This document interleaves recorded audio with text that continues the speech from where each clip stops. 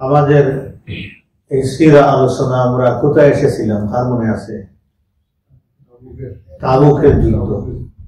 আমরা আলোচনার মধ্যে ছিলাম যে রাসূলুল্লাহ সাল্লাল্লাহু আলাইহি ওয়াসাল্লাম বিশাল আর্মি বাহিনী নিয়ে, কত হাজারের বাহিনী ছিল? 30,000-এর বিশাল বাহিনী নিয়ে রাসূলুল্লাহ সাল্লাল্লাহু আলাইহি ওয়াসাল্লাম তাবুকের ময়দানে। তাবুকের যে মেইন পানির সোর্স ছিল, সেই সোর্সের কাছে, সেখানে পানি ছিল না, সামান্য সামান্য পানি আসতো। আল্লাহ রাসূলের মুআজিজা, নবুয়তের মুআজিজা বরকতে আল্লাহ সুবহানাহু ওয়া তাআলা যথেষ্ট পরিমাণ পানি দিলেন। মনে হচ্ছে যে 30,000 সাহাবীর জন্য এনাফ হয়ে গেছে। সুবহানাল্লাহি ওয়া বিহামদিহি। রাসূলুল্লাহ সাল্লাল্লাহু আলাইহি ওয়াসাল্লাম সাহাবায়ে কেরামদেরকে এখন যুদ্ধের জন্য রেডি করতেছেন। সাহাবায়ে কেরামগণ রেডি হইতেছেন, যুদ্ধ করবেন। কার সাথে যুদ্ধ করবেন?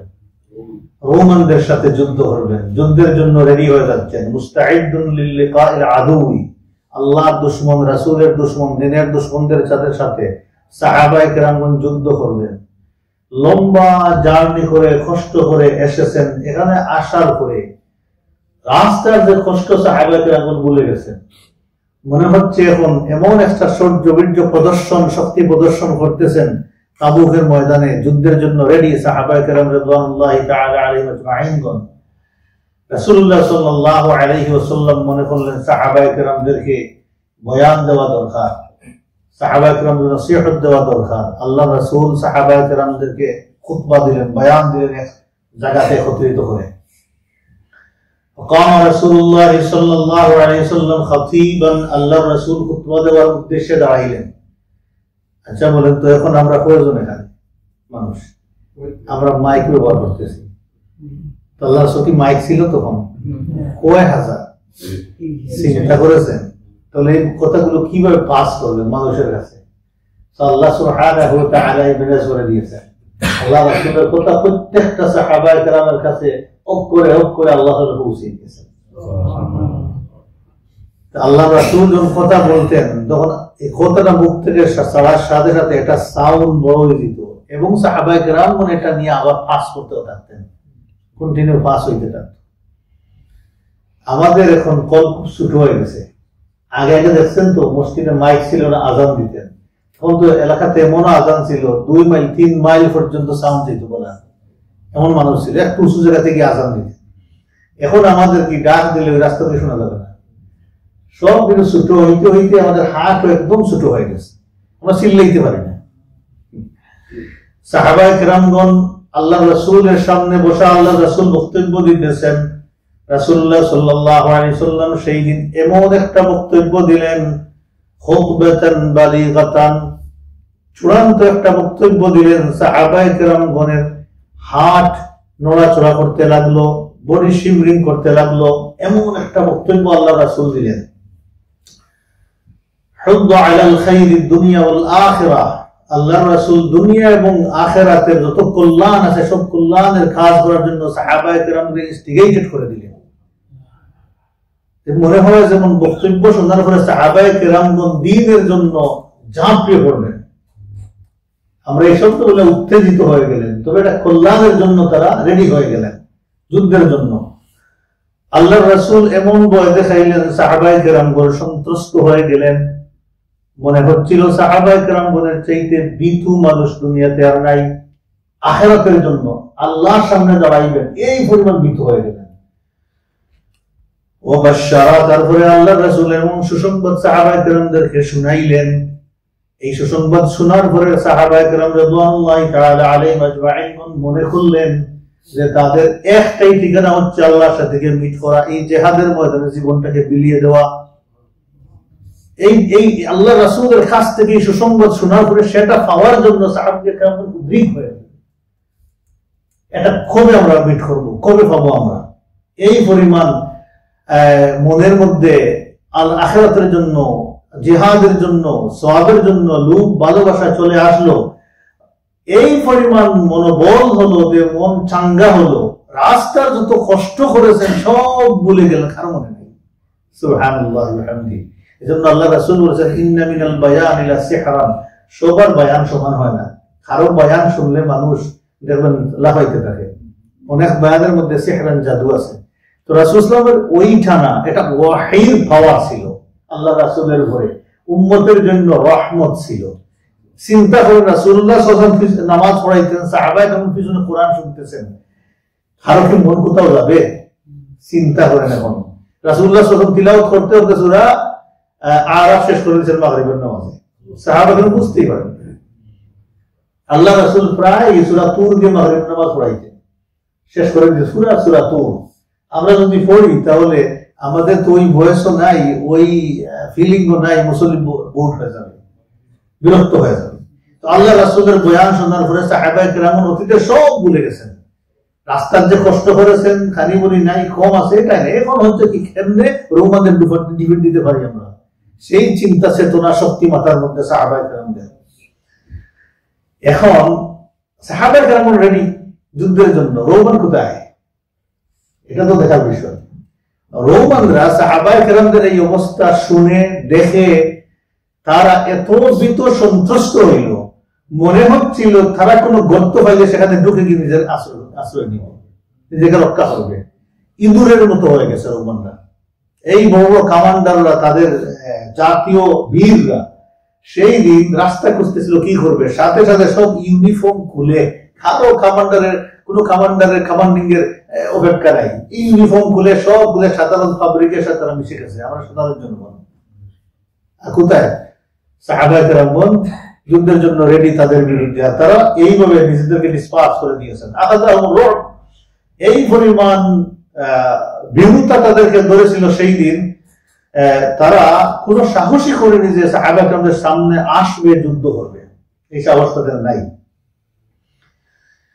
ফাকানা লিযালিকা আহসান, যার কারণে এখন একদিকে মুসলমানরা খারাপ আর আরেকদিকে তাদের দুশমনরা সব ফেলে দৌড়াইছে, হেরে গেছে।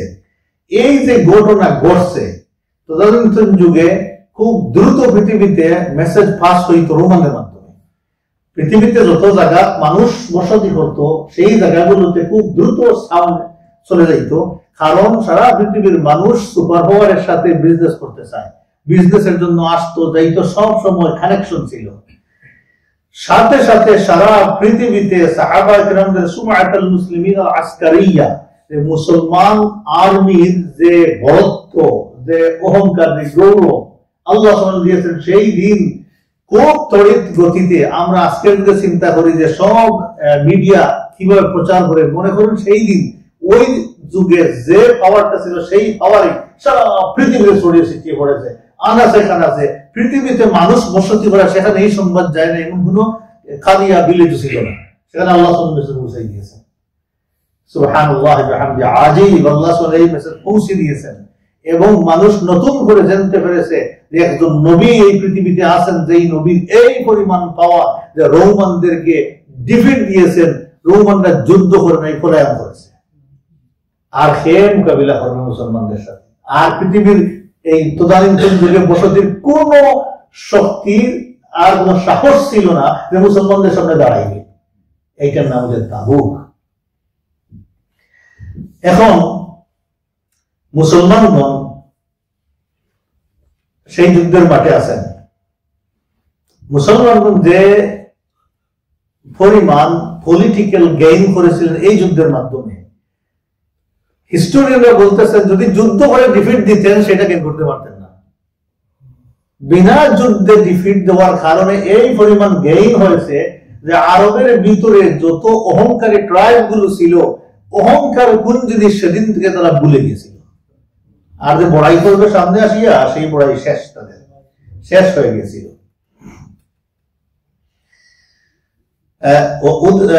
ফি দাখিলি জাজিরাতিল আরব ওয়া আরজাইহা, এই মেসেজ আরবের প্রতিটা ট্রাইবের ঘরে ঘরে গিয়েছিল, ও আরজা, এবং সারা পৃথিবীতে গিয়েছিল। এই জন্য আল্লাহ সুবহানাহু ওয়া তাআলা এই যুদ্ধের পরেই আল্লাহর রাসূলকে আল্লাহ সুবহানাহু ওয়া তাআলা দুনিয়া থেকে নেওয়ার ফয়সালা করে ফেলেছেন। এর কারণ কি? মেসেজ সারা পৃথিবীতে পৌঁছে গেছে। আল্লাহর হাবিবকে মক্কা মুকাররমাতে পাঠিয়ে কি মেসেজ দিয়েছিলেন? নবী, তুমি উম্মাল কুরার মানুষদেরকে বয়ে দেখাও, ওমান হাওলাহা, সারা পৃথিবীর মানুষদেরকে বয়ে দেখাও। উম্মাল কুরার মানুষ বলতে মক্কা থেকে শুরু করে আরব শেষ, আরবের পরে সারা পৃথিবীর কাছে আল্লাহ রাসূলের নাম এবং শান পৌঁছে গেছে, বিধায় আল্লাহ রাসূলের মেসেজ শেষ। এখন আল্লাহ রাসূলের পর আল্লাহর কাছে চলে যাওয়া। ওয়া রাফা'না লাকা যিকরাক, তাবুক অভিযানের পরে সারা পৃথিবীর মানুষ পক্ষের হোক আর বিপক্ষের হোক আল্লাহর রাসূলের কথা মুখে মুখে জপেছে। এই জন্য আল্লাহ বললেন ওয়া রাফা'না লাকা যিকরাক, নবী তোমার আলোচনা, তোমার ডিসকাশন আমি অনেক উপরে উঠাই দিলাম। সুবহানাল্লাহ ওয়া বিহামদিহি। মানব জগতে নয়, শুধু আল্লাহর ফেরেশতার জগতে আল্লাহর রাসূলের আলোচনা এত উপরে আল্লাহ সুবহানাহু ওয়া তাআলা আল্লাহর হাবিবকে নিয়ে গেলেন। তাহলে কি হইল যে তাবুকের মাঠে বিনা যুদ্ধে মুসলমানরা জয় লাভ করলেন, আর রোমানরা হিউমিলিটেড হয়ে ডিফিট হলো, শেষ তাদের অবস্থা। এর ফলাফল কি হলো? এক নম্বর, ইয়াহনা ইবনে রাওবা, সে ছিল ইলিয়ার শাসনকর্তা রাজা। সে আল্লাহ রাসূলের কাছে সুজা আসিয়া আত্মসমর্পণ করে বলল, আপনি যে রুল দিবেন এই রুল মানবো, আপনি যেভাবে ইনস্ট্রাকশন দিবেন সেইভাবে আমি মানবো, আর আমি আপনাকে আমি জিজিয়া দিব, আইয়াদিন ওয়া হুম সাগিরুন, নিজ হাতে আসিয়া দিব, মাথা নত করে দিব। আল্লাহ কোরআনের কথাটা বলে দিয়েছে সূরা তাওবাতে, আইয়াদিন ওয়া হুম সাগিরুন, নিজ হাতে আসিয়া দিতে হবে, এই নিয়ে জিজিয়া দিলাম। মানুষ দিয়ে পাঠাইলে হবে না যে আমি বাদশা কিং বসে আছি, যাও একজনকে পাঠিয়ে দিলাম।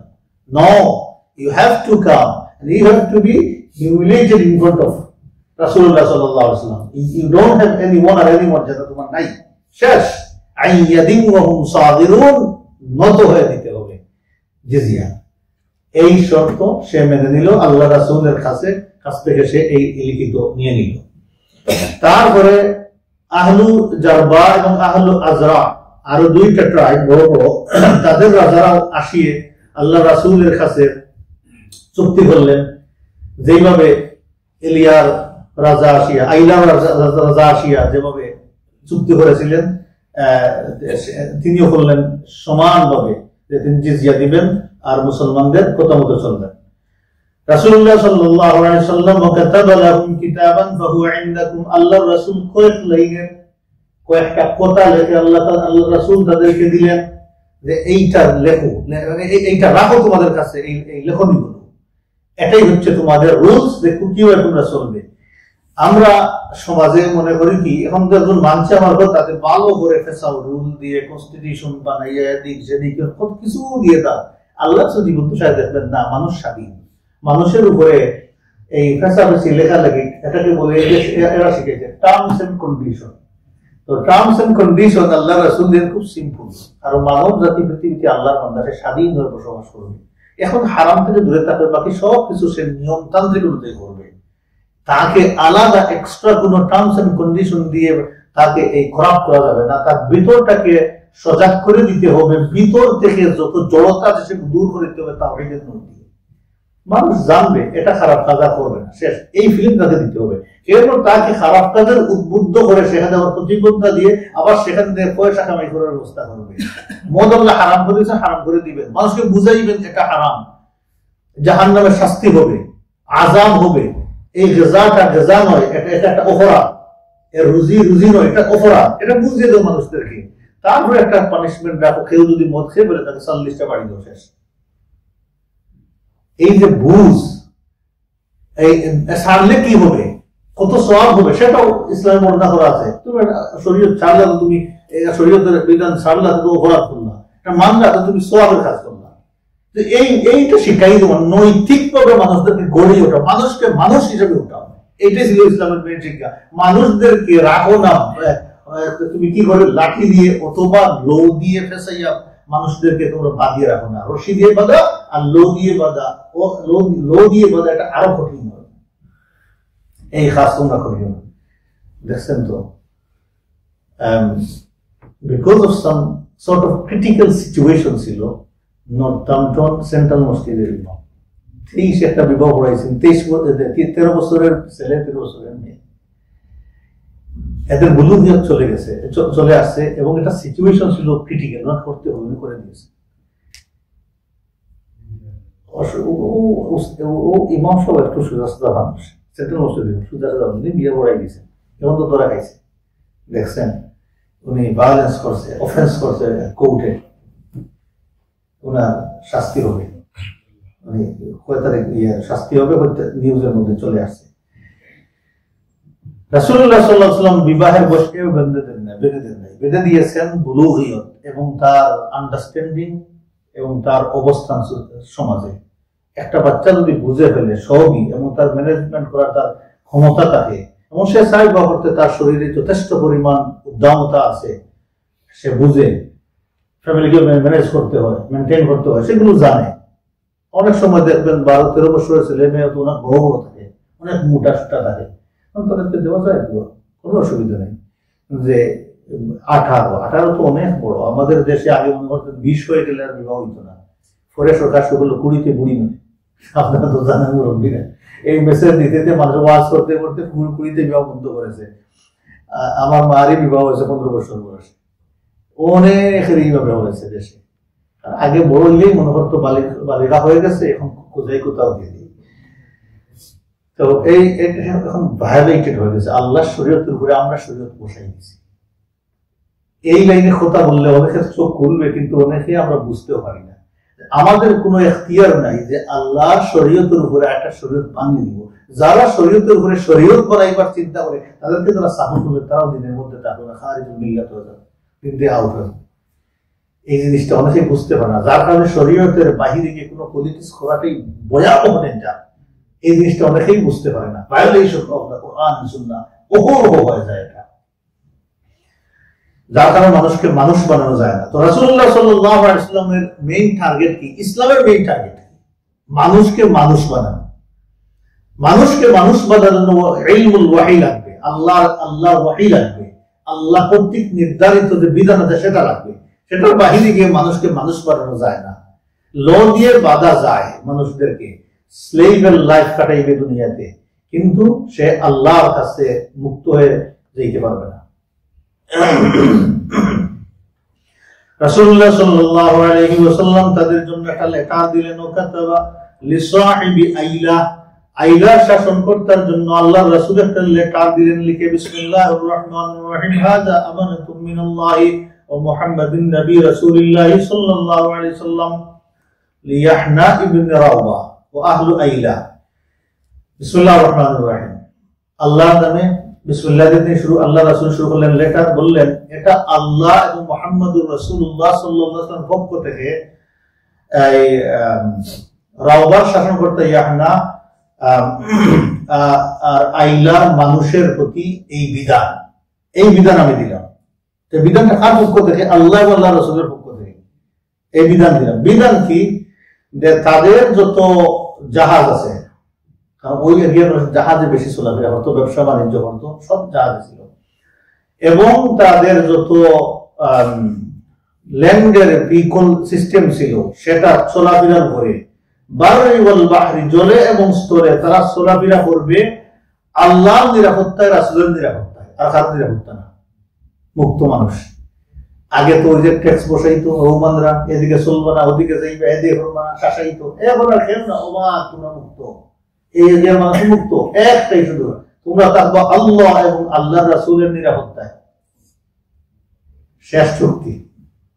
আল্লাহ রাসূল বললেন, এখন কেউ যদি এখন আইলার অধিবাসী থেকে এই লোর ভায়োলেট করে, সে মানে না, শোনো না আমি আমার আল্লাহ রাসূলের মানি না, গোলমাল করে সেখান থেকে বেরিয়ে যায়, এই কন্ডিশন থেকে যদি বেরিয়ে যায়, তাহলে তার নিরাপত্তা আল্লাহ এবং আল্লাহ রাসূল দিবেন না। আল্লাহ রাসূলের উপরে তার নিরাপত্তার দায়িত্ব নাই, সে মুক্ত হইল। এর মানিটা কি দেখেন? মুক্ত হইলে কি হবে? আল্লাহ রাসূল বললেন, এখন যদি কেউ আসিয়া ওই ব্যক্তি, যে ব্যক্তি আল্লাহ রাসূলের চুক্তি থেকে বের হয়ে গেল, তার জলে স্থলে তার সম্পদে তার বাড়িতে কেউ হানা দিয়ে এই সব কিছু নিয়ে যায়, যে নিয়ে যাবে তার নিয়ে গেছে, এখন কে নিরাপত্তা তাকে দিবে? এখন বাধ্য হয়ে সে কি হবে? নিরাপত্তার মধ্যেই থাকবে। কারণ এই ঘোষণার মানে হচ্ছে আল্লাহ রাসূল বলে দিয়েছেন তার জলে স্থলে সম্পদে কোথাও আল্লাহ রাসূলের নিরাপত্তা নাই। কেউ যদি হানা দিয়ে নিয়ে যায়, সে তাকে তার কাছ থেকে প্রতিশোধ নেওয়া যাবে না। এর মানে কি? সে রিস্কের মধ্যে পড়ে গেছে। এখন থেকে এনি টাইম তার সব শেষ হয়ে যাবে, সে বাউন্ড এখন আল্লাহ রাসূলের নিরাপত্তার মধ্যে থাকতে। আল্লাহ রাসূল এইভাবে চুক্তি করে দিতেন, সামান্য কথা দিয়ে সব বুড়াই দিতেন, সব কিছু ঢুকে যাইত সামান্য চুক্তির ভিতরে, কথার ভিতরে। রাসূলুল্লাহ সাল্লাল্লাহু আলাইহি ওয়াসাল্লাম এই লেটার লিখে তাদেরকে দিয়ে দিলেন। এই হচ্ছে চুক্তি। 3 নম্বরে রাসূলুল্লাহ সাল্লাল্লাহু আলাইহি ওয়াসাল্লাম খালিদ ইবনে ওয়ালিদ রাদিয়াল্লাহু আনহুকে পাঠাইলেন দাওমাতুল জান্দালের শাসনকর্তার কাছে। তার নাম ছিল আকিদার অথবা আকিয়াদার, কোন কোন তারিখে আকিয়াদার, কেউ বলেছেন আকিদা। তাহলে দাওমাতুল জান্দালের শাসনকর্তা ছিলেন আকিয়াদার। তার কাছে আল্লাহ রাসূল পাঠাইলেন কোন সাহাবীকে? খালিদ ইবনে ওয়ালিদ রাদিয়াল্লাহু আনহুকে। সাথে দিলেন 420 জন ফারিসান বুড়াসওয়ার দিয়ে পাঠাইলেন, যাও তার কাছে যাও। আল্লাহ রাসূল বললেন, খালিদ তুমি শুনো, সাতাজিদুহু ইয়াসিদুল বাকারা, তুমি সেখানে গিয়ে দেখবা দাওমাতুল জান্দালের এই শাসনকর্তাকে, এই রাজাকে দেখবা সে একটা নীল গাভী শিকার করতেছে। সুবহানাল্লাহ। আল্লাহ রাসূল বললেন, যাও সেখানে গিয়ে দেখবা। খালিদ ইবনে ওয়ালিদ রাদিয়াল্লাহু তাআলা আনহু সাহাবায়ে কিরামদেরকে নিয়ে সেখানে গেলেন। রাত্রিবেলা গিয়ে পৌঁছলেন। যখন তিনি দুর্গটা দেখলেন, দূর থেকে দেখলেন আল্লাহ রাসূলের এই কথা অনুযায়ী একটা নীল গাভী, লম্বা লম্বা শিং আছে, মেইন গেটের মধ্যে মাথা মারতেছে, শিং দিয়ে ভাঙার জন্য মাথা মারছে। এটা দেখে সে আবার শিকারী ছিল, দাওমাতুল জান্দালের শাসনকর্তা, সে শিকারী ছিল।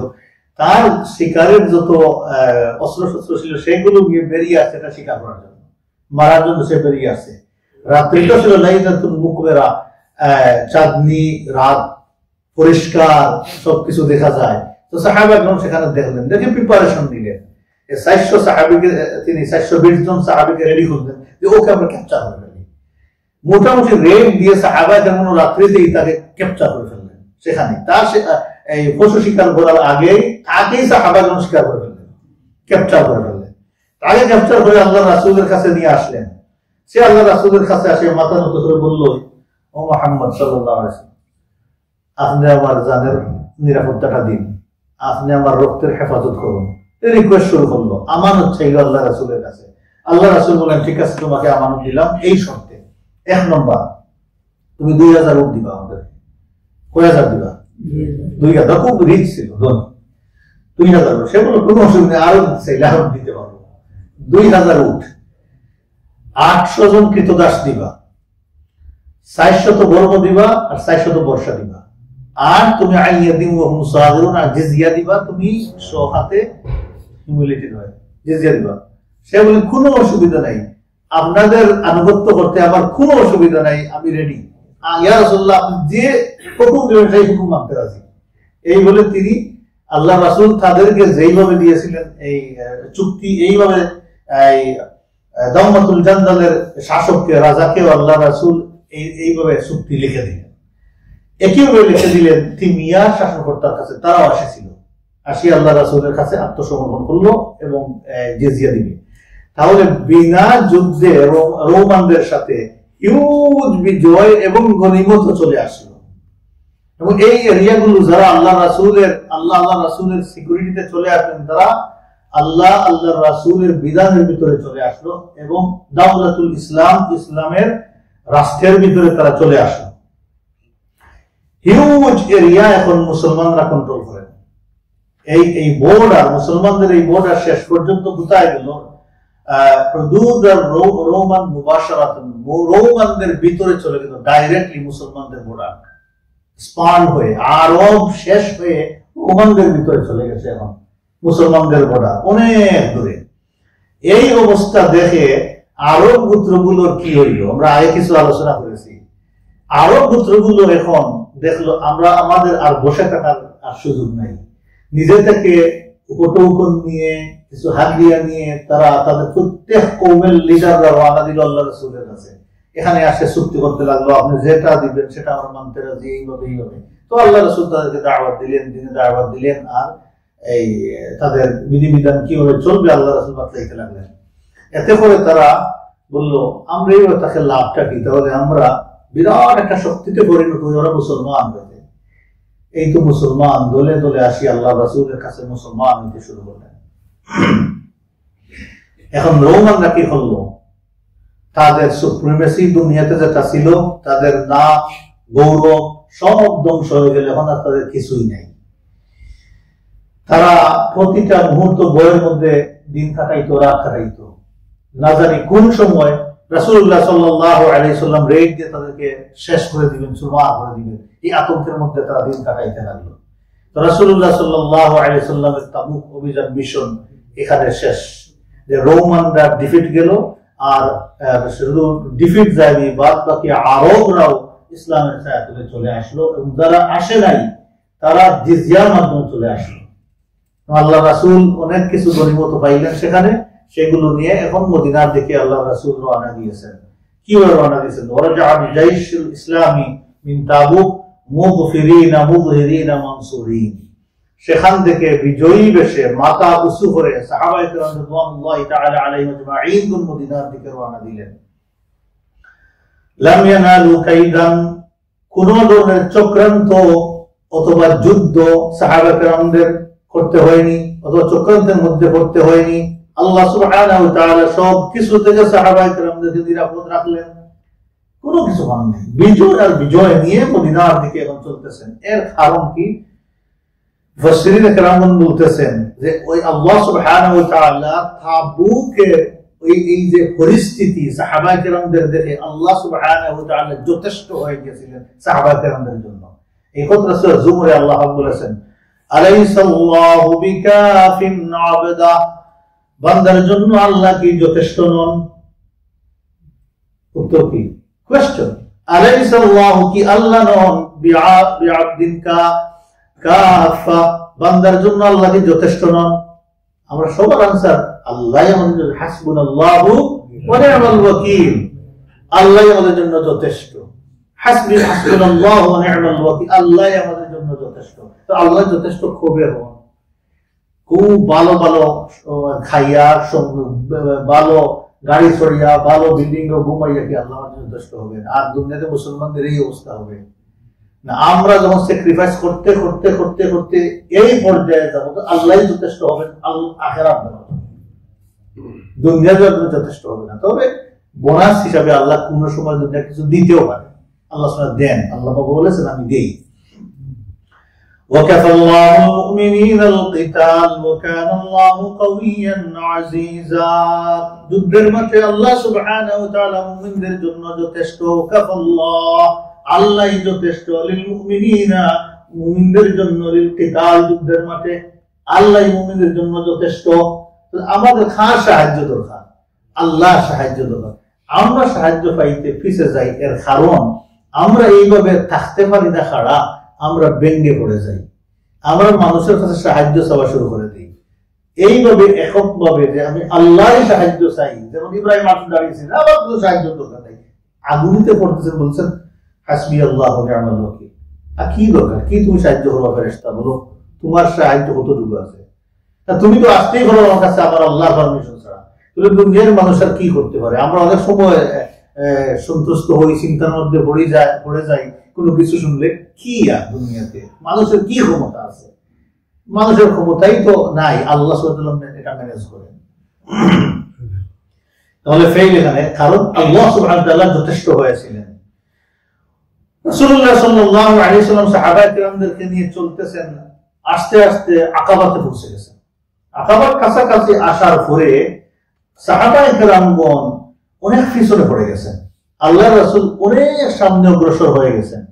হুযায়ফা রাদিয়াল্লাহু তাআলা আনহু আল্লাহর রাসূলের উস্তির পিছন থেকে হার্লিং করতেছেন, আর সামনে আম্মার রাদিয়াল্লাহু আনহু লাগাম ধরে উঠে হাঁটতেছেন। এতে করে ফার্স্ট আর মদিনাত ঢোকার জন্য অনেক গ্যাপ হয়ে গেছে আল্লাহর রাসূল এবং বিরাট বাহিনীর সাথে, গ্যাপ হয়ে গেছে। এতে করে 12 জন মুনাফিক তারা মুখ দেখে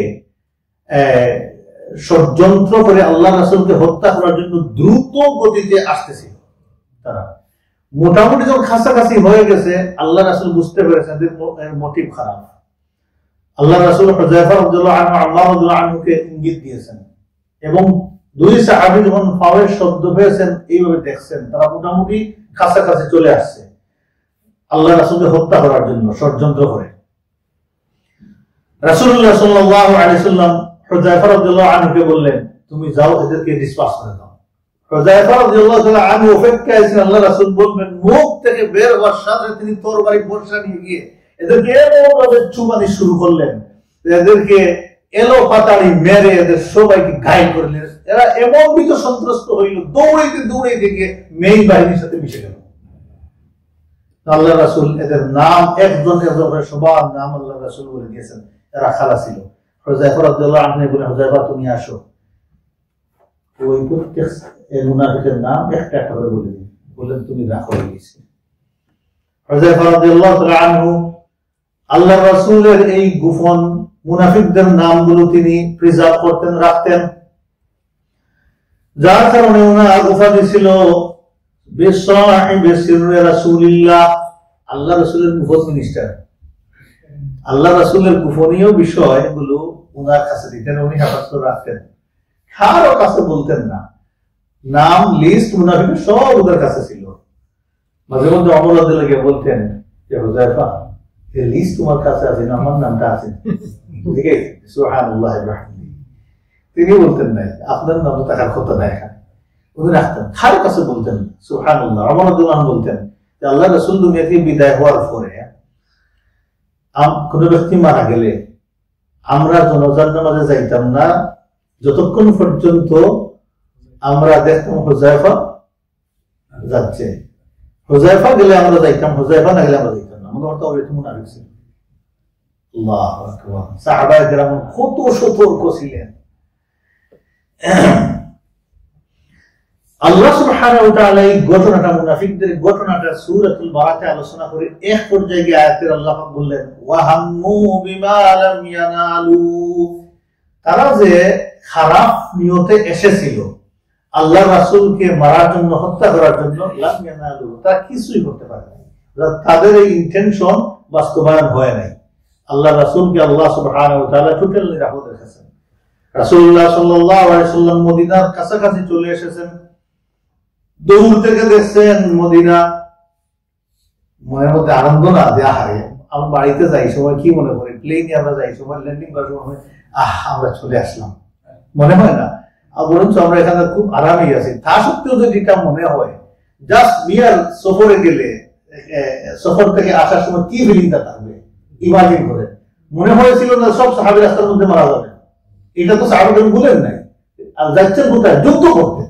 সব ত্যাগ করে এই বাচ্চা, এই ফ্যামিলি, এই বাড়ি, এই ঘর, এই ফিরে আসে দেখবো, এই আশা তো ভালো ছিল না। রাসূলুল্লাহ সাল্লাল্লাহু আলাইহি ওয়াসাল্লাম দেখার সাথে সাথে বললেন, হাযিহি তাওবা ওয়া হাযিহি উহুদ, এটাই হচ্ছে মদিনা, এটাই হচ্ছে গিয়ে আমাদের উহুদ পাহাড়। এই উহুদ পাহাড় জাবালু ইউহিব্বুনা ওয়া নুহিব্বু, ওই পাহাড় আমাদেরকে ভালোবাসে, আমরা ওই পাহাড়কে ভালোবাসি।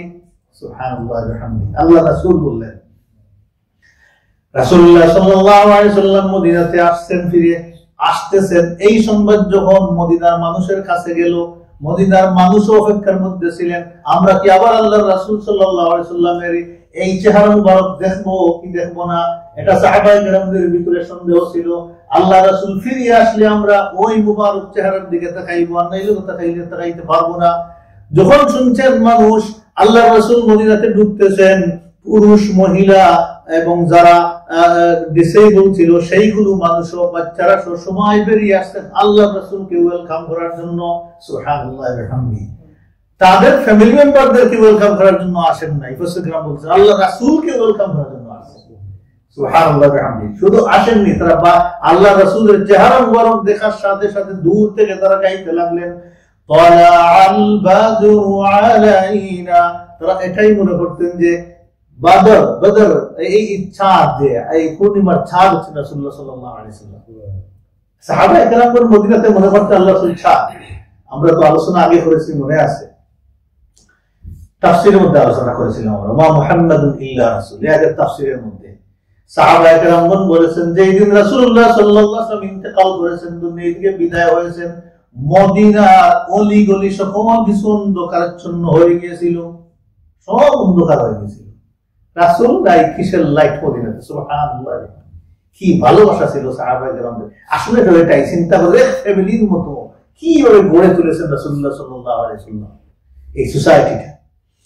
طلع البدر علينا من ثنيات الوداع وجب الشكر علينا রাসূলুল্লাহ ফিরে এসেছেন আমাদের উপরে ওয়াজিব আল্লাহ শুকরিয়া আদায় করা সুবহানাল্লাহ ওয়া বিহামদিহি মা দাআ লিল্লাহি দা' এইভাবে গাইতে লাগলেন মানুষ আল্লাহ রাসূল আসতেছেন ওই যে হিজরতের দিন এসেছিলেন আর আবার গাইলেন তাবুক থেকে আসা করে রাসূলুল্লাহ সাল্লাল্লাহু আলাইহি ওয়াসাল্লাম তাবুকের অভিযানে বের হয়েছিলেন রমাদান মাসে আমরা প্রথমে বলেছিলাম রমাদানের শেষের দিয়ে বের হয়েছেন এই অভিযানে আল্লাহর রাসূল টোটাল 50 দিন ছিলেন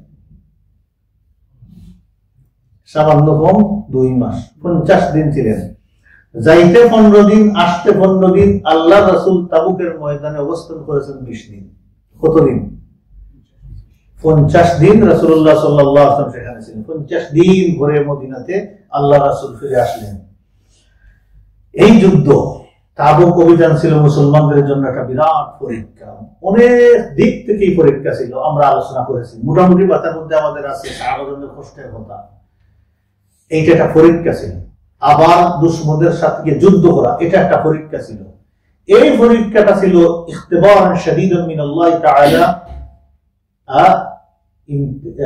এটা ছিল আল্লাহ একটা কঠিন পরীক্ষা এই পরীক্ষাটা ছিল মূলত এই হক এবং বাতিলের মধ্যে সেপারেট করে দেওয়া খাবিস এবং তয়্যিবের মধ্যে পরিষ্কার করে দেওয়া আল্লাহ সুবহানাহু ওয়া তাআলা ইরশাদ করতেছেন মা কানা আল্লাহু লিয়াযআরাল মুমিনিনা আলা মা আনতুম আলাইহি হাত্তা ইয়ামিজাল খাবিসা মিনাত তয়্যিব আল্লাহ মুমিনদের কিভাবে ছেড়ে দিবেন না তারা বসবাস করে খায় খাবিস ভালো একসাথে বসবাস করে খায় আল্লাহ তা ছেড়ে দিবেন না মা কানা আল্লাহু লিয়াযআরাল মুমিনিনা আলা মা আনতুম আলাইহি স্টেটের মধ্যে আছে যে অবস্থার মধ্যে আছে এখানে ভালো আছে খারাপ আছে মিলেমিশে চলতেছে আল্লাহই রাখবেন না আল্লাহর দায়িত্বই হচ্ছে ইয়ামিজাল খাবিস খাবিসদেরকে সেটা আলাদা করে তয়্যিবদেরকে বের করে দেওয়া আলাদা করে দেওয়া এটা হচ্ছে আল্লাহর কাজ কুল্লা ইস্তাউল খাবিস ওয়াত তয়্যিব নবী বলে দাও খাবিস এবং তয়্যিব ভালো এবং খারাপ নাপাক এবং পবিত্র দুইটা সমান নয়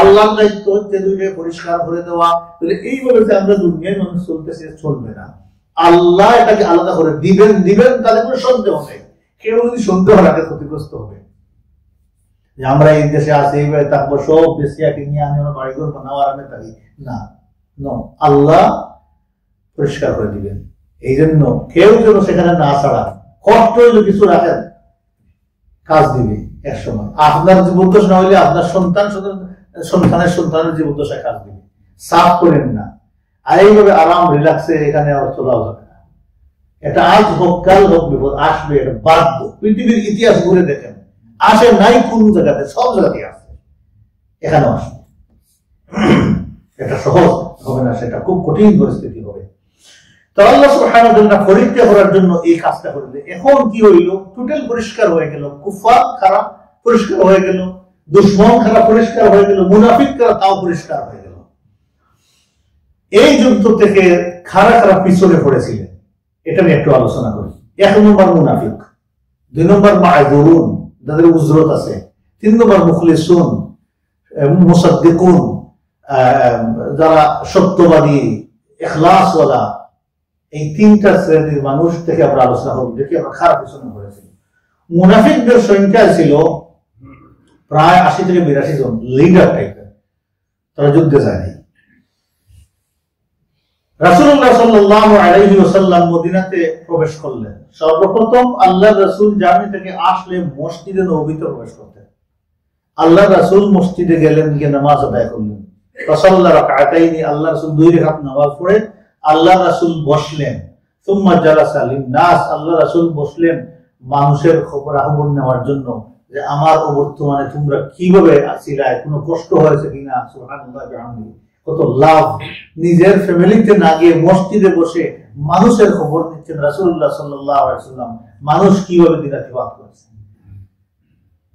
এটা মূল শিক্ষা যে শাসক কিভাবে তার মানুষের প্রতি সম্পর্ক রাখবে মানুষকে কি ভালোবাসবে লুক আফটার করবে আমরা আল্লাহ রাসূলের সিরাত থেকে আমরা জানতে পারি কিন্তু দেখলাম সেইয়া এই রবিউল আউয়াল মাস আসলে লিডাররা একটা স্পিচ একটা সেন্টেন্স ছেড়ে দিবে যে আল্লাহ রাসূলের আদর্শ এই ছিল তার আদর্শ ছিল জীবন উল্টাপাল্টা এখন উল্টো পাল্টা, এগুলো দেখি এখন স্ট্যাটাস দিচ্ছে এই বিভিন্ন দেশের রাজা বাদশারা এবং পলিটিক্যাল লিডাররা স্টেটমেন্ট দিতেছে, ছোট্ট ছোট 2 লাইনে 1 লাইনে আল্লাহ রাসূল দুনিয়ার প্রতি শান্তির বার্তা নিয়ে এসেছেন, আল্লাহ রাসূল এই সেই এইভাবে বলতেছে, কিন্তু তাদের জীবন ভুল।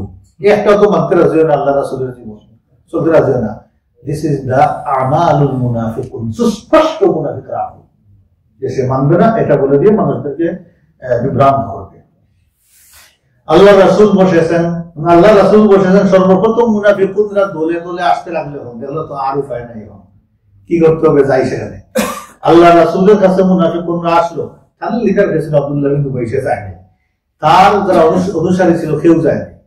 যে বড় বড় মুনাফিক লিডাররা কেউ যায় নাই, এরা বেশিরভাগ ছিল বনু গিফার সম্প্রদায়ের এবং তার সাথে বন্ধুত্ব যারা ছিল তাদের, তারা যুদ্ধে যায়নি। আল্লাহ রাসূলের কাছে আসে, তারা লম্বা লম্বা উযরত নিয়ে হাজির হইলো, আমাদের এই সমস্যা ছিল, সেই সমস্যা ছিল, ইয়া রাসূলুল্লাহ আমাদেরকে মাফ করে দেন, ইয়া রাসূলুল্লাহ ওয়াল্লাহি আল্লাহর কসম ইয়া রাসূলুল্লাহ আমার বউ অসুস্থ ছিল, আমার সন্তান মুমূর্ষ ছিল, ইয়া রাসূলুল্লাহ আমার কোমরে এত ব্যথা ছিল খাড়া হইতে পারতেছি না। এই লম্বা লম্বা উযরত নিয়ে আল্লাহ শুনলেন, কুচ্ছু আল্লাহ রাসূল বলেন নাই, শুনলেন। সব কিছু শোনার বলে আল্লাহ রাসূল ফাকাবিলা মিনহুম আলানিয়াতাহুম, আল্লাহ রাসূল তাদের বাহ্যিক কথাগুলো অ্যাকসেপ্ট করে তাদেরকে আল্লাহ তাআলা ছেড়ে দিলেন। তারা যাইতে চাই না, বলে ইয়া রাসূলুল্লাহ বায়াত দিতে চাই, বলে দাও বায়াত, অসুবিধা নেই। আল্লাহ রাসূল বায়াত নিলেন তাদের কাছ থেকে, আর ওয়াগফার লাহুম, আল্লাহ তাদের জন্য ইস্তিগফার করলেন, দোয়া করলেন, আল্লাহ তাদেরকে maaf করে দাও। রাসূলুল্লাহ সাল্লাল্লাহু আলাইহি ওয়াসাল্লাম তাদের গোপনীয় সকল বিষয় আল্লাহর উপরে ছেড়ে দিলেন। আল্লাহ তাদের বাহ্যিক সাইড দেখে আমি এই ফয়সালা দিলাম, গোপনীয়টা আল্লাহ আমাকে দিল, সেদিন আল্লাহ তাআলার উপরে। এই ছিল মুনাফিকদের অবস্থা। আর মাযুরুনদের অবস্থা কি দেখি আমরা। মাযুর ছিলেন অনেকে শারীরিকভাবে ফিট ছিলেন না, আর্থিকভাবে মানে সম্বল ছিল না, আর্থিক সহায় সম্বল ছিল না, আমরা আগে আলোচনা করেছি। পারিবারিক ভাবেও যাওয়ার মতো পজিশনে ছিলেন না, মাযুরুন উযরত ওয়ালা, এদের কথা আল্লাহ সুবহানাহু ওয়া তাআলা কোরআনে আলোচনা করেছেন। মুসলিম শরীফের হাদিস, জাবির ইবনে আব্দুল্লাহ রাদিয়াল্লাহু আনহু বলতেছেন, আমরা আল্লাহ রাসূলের সাথে গজওয়াতে ছিলাম, সেখান থেকে ফিরে গজওয়াতে ছিলাম। রাসূলুল্লাহ সাল্লাল্লাহু আলাইহি ওয়াসাল্লাম বললেন, ইন্না বিল মাদিনাতি লারিজালান মা সিরতুম মাসিরান, মদিনাতে এমন কিছু মানুষ আছে যারা কোনো ট্রাভেল করে নাই, যুদ্ধের জন্য বের হয় নাই, ওয়ালা কাতাতুম ওয়াদিয়ান, তারা কোনো ভ্যালি ক্রস করে নাই যুদ্ধের উদ্দেশ্যে, ইল্লা কানু ফিল আজরি ইল্লা কানু মাআকুম, কিন্তু তারা তোমাদের সাথেই আছে, হাবাসাহুল উযরু, কারণ তাদের উযরত তাদের আটকায় আছে, তারা তোমাদের সাথেই আছে, ওরা তারা গনিমতভাবে সওয়াব হবে, ঘরে বসে থাকবে, কারণ তাদের রিয়েল এবং লিগ্যাল তাদের উযরত আছে। আরেকটা রওয়ায়াতের মধ্যে আছে, ইল্লা শারাকুকুম বিল আজরি, তারা সওয়াবেও শরীক তোমাদের সাথে। আল্লাহ বলতেছেন, লাইসা আলাল দুআফা ওয়ালা আলাল মারদা ওয়ালা আলাল্লাযিনা লা ইয়াজিদুনা মা ইনফিকুনা হারাজুন ইযা নাসাহু লিল্লাহি ওয়া রাসূলিহি, তিনগুলো মানুষ, এদের বাধ্যবাধকতা নাই যুদ্ধে যাওয়ার জন্য। 1 নম্বর দুআফা, 2 নম্বর মারদা, অসুস্থ রোগী মানুষ, দাঈফ মানুষ, বুড়া মানুষ, বৃদ্ধ, যুদ্ধে যেতে পারবে না অথবা সম্পদ নাই। 3 নম্বর তাদের কোনো সম্পদ নাই, যুদ্ধে বের হবে, তাদেরও কোনো, তবে একটা কন্ডিশন আছে যে নাসাহু লিল্লাহি ওয়া রাসূলি, আল্লাহ আল্লাহ রাসূলের জন্য তারা ইখলাস ওয়ালা থাকতে হবে, আল্লাহ আল্লাহ রাসূলের কাছে তাদের সর্বোচ্চ আত্মসমর্পণ থাকতে হবে, তাহলে তারা সওয়াব হবে।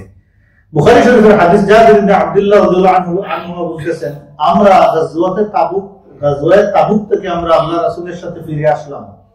আল্লাহ রাসূল আসার পরে বললেন, আল্লাহ রাসূল আমাদের সাথে, ইন্না কাওমান খালাফনা বিল মাদিনা, আমাদের পিছনে মদিনাতে কিছু লোক আছেন, মা সালাকনা শা'বান, যারা কোনো গিরিপথ ক্রস করে নাই যুদ্ধের উদ্দেশ্যে, ওয়ালা ওয়াদিয়ান, কোন ওয়াদি ভ্যালিও তারা পাস করে নাই যুদ্ধের উদ্দেশ্যে, ইল্লা ওহুম মা'ানা, কিন্তু তারা আমাদের সাথেই আছে। হাবাসাহুমুল উযরু, তাদের উযরত তাদেরকে আটকাই রাখছে, ভ্যালিড রিজন তাদেরকে আটকাই রাখছে। বুখারী শরীফের হাদিস। তো এটা এমন এক কাজ যে যার কারণে ফুকাহায়ে কেরামগণ 46টা রিজন বের করেছেন, কেউ ঘরে বসে জিহাদের সওয়াব পাইবে 46টা কাজ করলে, একটা দুইটা নয়, এর মধ্যে একটা হচ্ছে দিল খুলে দোয়াটা হবে। আমরা দোয়াও করতে পারি না, মাঝে মধ্যে এমন অবস্থা হয়, দোয়াও করলে মনে করে এই তুমি কার জন্য টেরোরিস্ট বইয়ের দোয়াও আমরা করি। এই অবস্থা হচ্ছে যে এই সবটা পাওয়া যায়, এটা অনেক বড় আজরের বিষয়।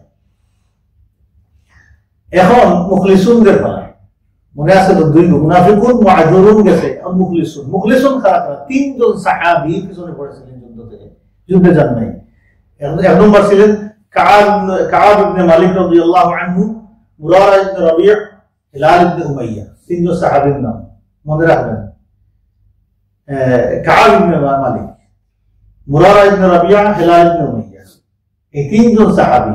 সবার উজরত পেশ করা শেষ, এই তিনজন সাহাবী আল্লাহর রাসূলের কাছে আসলেন। আসিয়া বললেন, ইয়া রাসূলুল্লাহ, আমাদের লেজিনেস আমাদেরকে পিছনে ফেলে রেখেছে। আর কিচ্ছু বলেন। এই দুই তিন সাহাবী মানে যুদ্ধে যাবেন না এমন পরিস্থিতি ছিল না, 100% কনফার্ম ছিলেন তারা যুদ্ধে যাবেন। মনে করছেন আমরা তো যুদ্ধে যাই, আমরা বের হইলেই তো আমরা সাথে যাবো, অসুবিধা নেই। প্রিপারেশন নিচ্ছেন সাহাবীরা, তারা প্রিপারেশন নিচ্ছেন, আমরা আমি এক কাপড় দিয়ে বের হয়ে যাবো। কনফিডেন্স ছিল খুব বেশি, কিন্তু লেজিনেস ছিল, প্রিপারেশন নেন নাই। রাসূলুল্লাহ সাল্লাল্লাহু আলাইহি ওয়াসাল্লাম শেষ পর্যন্ত মদিনা পাস করে ফেলেছেন, তারা বলছেন না আল্লাহ রাসূল 2 দিনের রাস্তা গেছেন, আমরা জোর করে ফেলবো। এই যখন গেছেন অনেক দূর, এখন তো বের হয়ে কিছু জায়গায় গিয়ে দেখেন তো আর সম্ভব নয় যাওয়া, ক্যাচ করা সম্ভব নয়, কোন দিকে গেছে আমরা জানি না। তখন তারা মদিনায় চলে আসছেন এবং তাদের মন ছিল টোটালি ভোগা, যেতে পারেন। এই দিন সাহাবী চিন্তা করলেন, আজে বাজে বাকি আল্লাহ রাসূল লাভ নেই, হক্কানি বলে দেয় ইয়া রাসূলুল্লাহ এই জিনিস। এই বলে আল্লাহ রাসূল বললেন তারাই সত্য বলেছেন, কিন্তু এই যে মুনাফিকদের ব্যাপারে বললেন না আল্লাহ সত্য বলেছেন, বললেন এই তিনজন সত্য বলেছেন, যাও অপেক্ষা করো আল্লাহর ফয়সালা। সুবহানাল্লাহ। মুনাফিকরা মিথ্যা বলছে, আল্লাহ রাসূল বায়াত নিয়ে মাফ চাইলা তাদের জন্য ছেড়ে দিলেন, আল্লাহর কাছে মাফি চাইলেন। কিন্তু এই তিন সাহাবী সত্য বললেন, কিন্তু বললেন যাও অপেক্ষা করো আল্লাহর ফয়সালা, ছেড়ে দিলেন। সাহাবী বের হয়েছেন মসজিদ নববী থেকে, আল্লাহ রাসূল ঘোষণা দিয়েছেন আমার কোন সাহাবী এই তিনজনের সাথে কথা বলতে পারবে না, ওরা অস্ট্রাসাইজ। সুবহানাল্লাহ। Total block society. এই তিনজন সাহাবী কোন দিকে যাবে? কেউ কথা বলে না। সাহাবী বলছেন আমার ফ্রেন্ডের সাথে কথা বলি, মুখ করে দিই, এত মোজন ফ্রেন্ড আমার, সব কথা বলতাম, এখন দেখি সে আমার দিকে তাকায় না, ভালো বলে না, সালাম দিলে জবাব দেয় না, শেষ, সালাম বন্ধ, সব বন্ধ। কাব ইবনে মালিক বলতেছেন আমি মসজিদে গিয়ে নামাজ পড়তাম, খাতাম, আল্লাহ রাসূল আমার দিকে তাকাইতেন, আমি যখন আল্লাহ রাসূলের দিকে তাকাইতাম আল্লাহ রাসূল মুখটা ঘুরাই দিতেন, আমার কাছে খুব কষ্ট লাগতো। ফ্যামিলিতে গিয়ে বসবাস করতেন, স্ত্রীও ঠিকমতো কথা বলতেন না, হ্যাঁ একসাথে ঘুমাইতেন কিন্তু স্ত্রী কথা বলতেন না। আহারে কি কষ্ট, কেউ নাই, সন্তানরাও কথা বলে না, পুরো সোসাইটি শেষ, অ্যাভয়েড করে ফেলছেন, কেউ কথা বলেন না। এমন ভাবে বিচ্ছিন্ন করেছেন এই তিনজনকে, মনে হচ্ছে যেন প্রত্যেকটা মানুষ তাদের কাছে হয়ে গেছেন একটা আযাব। এখন কোন মানুষই তাদের সাথে কথা বলে না। কোন সমাজে বসবাস করতেছেন তারা বুঝতে পারতেছেন না, কোন সমাজে আমরা আছি। জমিনটা এদের কাছে এত ছোট হয়েছে, বিমা রাহুবাত, আল্লাহ বলছেন বড় টাকা সত্ত্বেও তাদের কাছে ফাড়া দেবার জমিন ছিল না। এইভাবে তাদের দিন চলতেছে। এক সাহাবী শুকিয়ে গেছেন, কি খাবেন, পানি দিলে নিচের দিকে যায় না, খাবার দেখলে খাইতে জানে চায় না। আল্লাহ রাসূল এমন, আল্লাহ কথা বলেন না, সালাম দিলে জবাব দেন না, ঘরে জায়গা নাই, বাহিরে জায়গা নাই, মার্কেটে জায়গা নাই, কোথায় যাব আমরা? সেকেন্ড স্টেপ হচ্ছে তাদের নফস ছোট হইতে হইতে মনে জানতে এখানে চলে আসছে, বের হয়ে যাবে, এই কঠিন পরিস্থিতি চলে আসছে। এইভাবে 40 দিন পুরো হওয়ার পরে আল্লাহ রাসূল ঘোষণা দিয়েছেন এখন এক বাড়িতেও জানতে পারবে না। প্রত্যেক জনের ওয়াইফ, 3 জনের ওয়াইফ বাড়ি ছেড়ে চলে গেছে বাপের বাড়িতে, সন্তানও নাই, ফ্যামিলিও নাই, কেউ নাই, যাবে কোথায়, এখন খাইবে কোথায়, থাকবে কোথায়? সাহাবায়ে কেরাম রাস্তার মধ্যে হাঁটতেন, বনের মধ্যে গিয়ে আল্লাহর জিকির করতেন, গাছের উপরে উঠে আল্লাহর কাছে তওবা করতেন, ওয়ালের উপরে উঠে আল্লাহর কাছে তওবা করতেন। এইভাবে চলতে লাগলো। এই কাহিনীটা পড়ে নিয়ে কেউ ঠিক তাতে পারবেন না, এই জন্য সূরা তওবা আমরা পড়ি, সাহাবায়ে কেরাম পড়তেন ঈমানকে রিনিউ করার জন্য। সূরা তওবা পড়ে নিয়েন, এই 158 নম্বর আয়াতের তাফসীর। এই তিনজন সাহাবী লম্বা কাহিনী শেখানো, আমি সংক্ষিপ্ত করে বলতেছি। এই কষ্ট দিয়ে সাহাবায়ে কেরাম গিয়েছেন। শেষ পর্যন্ত যখন 50 নম্বর রাত্রি চলে আসলো, রাত্রি শেষ হওয়ার সাথে সাথে সাহাবায়ে কেরামগণ আর হয়তো 2-3 দিন বাঁচবেন এমন পরিস্থিতি, খানি নাই পানি নাই কিছুই নাই, খাটতে খাটতে সাহাবী শুকিয়ে গেছেন। কাব ইবনে মালিক রাদিয়াল্লাহু আনহু ওই দিন রাত্রি পাস করেছেন একটা ওয়ালের উপরে, সেখানে খাটতেছেন, আল্লাহর জন্য তওবা করতেছেন, কন্টিনিউ আল্লাহর কাছে তওবা করতেছেন, একজন এক এক জায়গাতে পড়ে আল্লাহর কাছে তওবা করতেছেন। 50 রাত্রি পুরা হয়েছে, রাসূলুল্লাহ সাল্লাল্লাহু আলাইহি ওয়াসাল্লাম ফজরের নামাজে আসছেন, মুখের মধ্যে আল্লাহর রাসূলের হাসি, আনন্দ। নামাজ শেষে আল্লাহর রাসূল বলেছেন, তোমাদের এই 3 ভাই ক্ষমার ঘোষণা আল্লাহ করে দিয়েছেন। সুবহানাল্লাহ।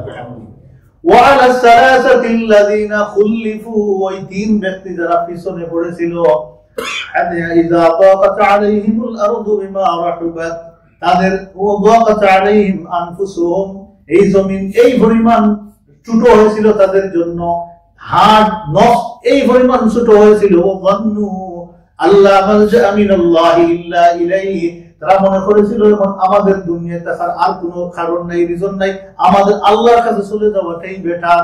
তারা আর দুনিয়াতে সব মিলে সেইকেও মানে ইচ্ছা করেন নাই। এই পর্যায়ে যাওয়ার পরে আল্লাহ সুবহানাহু ওয়া তাআলা লিয়াতুবু, আল্লাহ তাদের তওবা কবুল করেছেন। সুবহানাল্লাহ। এই ঘোষণা আল্লাহ রাসূল যখন দিয়েছেন, সাহাবায়ে কেরামগণ সাথে সাথে আনন্দে খেদে চোখের পানি ফেলে, যেখানে যা পানি খানি মিষ্টি পাইছেন দৌড় দিচ্ছেন, গিয়ে সাহাবায়ে কেরামদেরকে দূর থেকে জড়াইয়া ধরছেন, খাবার দিচ্ছেন মুখের মধ্যে, আনন্দ করে সবাই খাচ্ছেন। আল্লাহু আকবার। আল্লাহ সুবহানাহু ওয়া তাআলা 3 ভাইয়ের আমাদের আল মুক্তির ঘোষণা দিয়েছেন, তাওবার ঘোষণা দিয়েছেন। সুবহানাল্লাহ। খুশি সেই দিন এই পরিমাণ খুশি মদিনাতে চলতেছিল। সুবহানাল্লাহ। এই 3 সাহাবী খুশি হয়েছেন, লা ইউকাসু, কোনো কিছু দিয়েই এটা বোঝানো যাবে না মানুষদেরকে, এই পরিমাণ আনন্দ মদিনাতে বইতেছিল। সুবহানাল্লাহ ওয়া বিহামদিহি। সাহাবায়ে কেরামগণকে সুসংবাদ দিতে লাগলেন, আল্লাহ তোমাদের সকল কিছু মাফ করে দিয়েছেন, আল্লাহ মাফি ঘোষণা দিয়েছেন। ওয়াকানা আসআদ ইয়াওম মিন আইয়ামি হায়াতি, এই 3 সাহাবীর সবচেয়ে সৌভাগ্যের দিন ছিল ওই দিন যেদিন আল্লাহ ঘোষণা দিয়েছেন। তাহলে টোটাল কত রাত লাগছে, কতদিন লাগছে? 50। এখন সামান্য যুদ্ধ পিছিয়ে যাওয়ার কারণে যদি মাফি পাইতে 50 দিন লাগে, এই পরিমাণ ভুল করার কারণে আমরা কি পরিমাণ ভুল করি ও মুসলমানরা চিন্তা করেন। আর আমরা বলি আল্লাহ তো মাফ করে দিন আমাদেরকে। সেলফ কমপ্লেসেন্সি এটা জঘন্য ডেঞ্জার আমাদের জন্য। ইয়াজান আল্লাহ, আল্লাহর কাছে আমরা মাফি চাই। কত ভুল যে আমরা করি আর আমরা এটাকে মুখ ঘুরে নেই, এটা তুচ্ছ মনে করি। আল্লাহর কাছে আমরা মাফি চাই। আল্লাহর কাছে আমরা মুজরিমুন, আল্লাহ যেন মাফ না করেন, দয়া না করেন। আর দয়ার জন্য যা করার সাহাবায়ে কেরামের মতো যদি কিছুই করতে না পারি, তাহলে কিভাবে মাফি আল্লাহর কাছ থেকে আমরা পাই? আল্লাহ তাআলার কাছে আমরা সাহায্য চাই। আজকের আলোচনা আমরা শেষ করি যে আল্লাহ রাসূল মদিনাতে চলে এসেছেন, এই অভিযান এখন শেষ। এই অভিযানের পরবর্তী আউটকাম কি ছিল আর কিছু আমরা আলোচনা করব ইনশাআল্লাহ। তারপরে আমরা লাস্ট চ্যাপ্টারে চলে যাব। সুবহানাকাল্লাহুম্মা ওয়া বিহামদিকা, নাশহাদু আল্লা ইলাহা ইল্লা আনতা, নাস্তাগফিরুকা।